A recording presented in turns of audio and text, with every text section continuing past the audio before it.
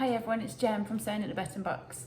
I've decided to do a few tutorials for you. These will be on YouTube and also on my website. And it's going to be basically starting from the very beginning. So if you've sewn but you haven't sewn for a long time and you need a refresher, or if you're brand new to sewing, these should hopefully help you. So we will start with how to wind a bobbin on.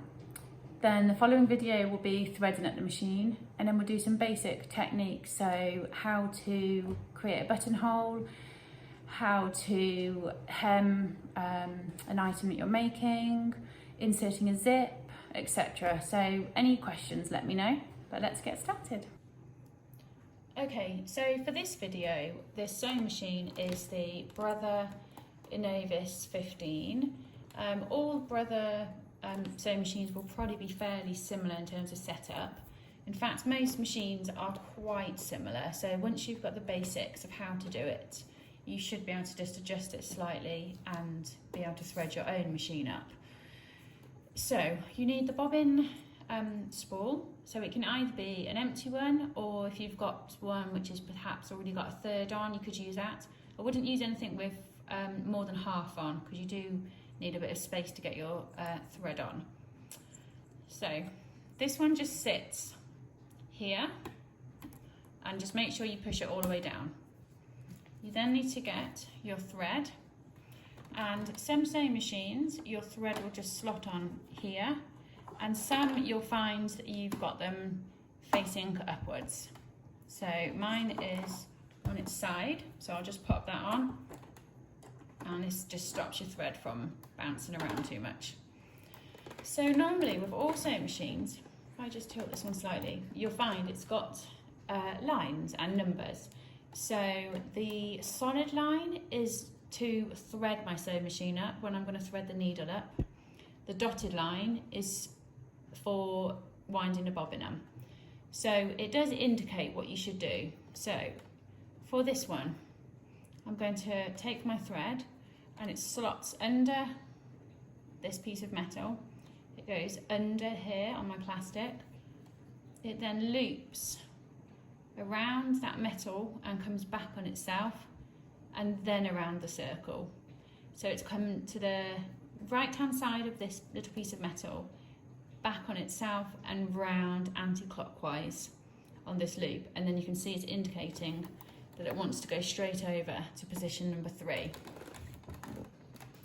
So when you've got that, you just pull it round, and then you want to make sure you don't want to start winding with just a little piece like this. I would give yourself about this much. So bring it over, and then you want to wind, and make sure when you're winding it is going on the actual bobbin case and it's not getting caught underneath. So you want to wind clockwise now, probably about 6 times. That's it, just keep winding. Some sewing machines, mine has got this little blade and it just slices off. Otherwise, you can just trim.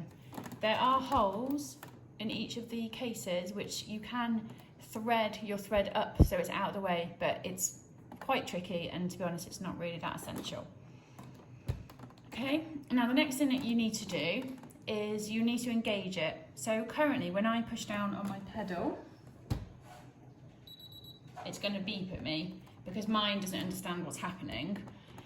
So, but sometimes you'll find if yours hasn't got the beep system, when you put your pedal down, it's just going to start sewing, so your needle's going to be going up and down.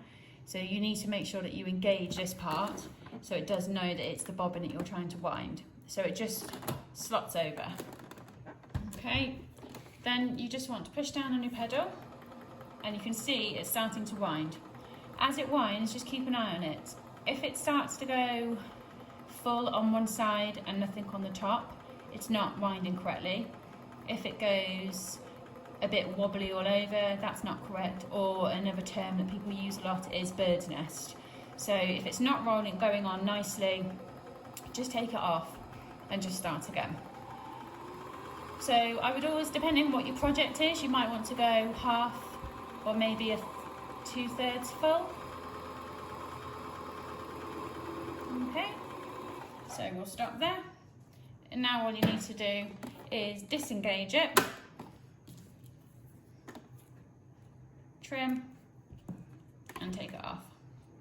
Okay, so as you can see, it's wound on really nice and even all the way around. Okay, so hopefully that's helped some of you get started. Any questions, please just ask, either comment here or you can go onto my Facebook page, which is facebook.com/sewing@the-button-box. Just give it a go and take it step by step, and until the next video, bye.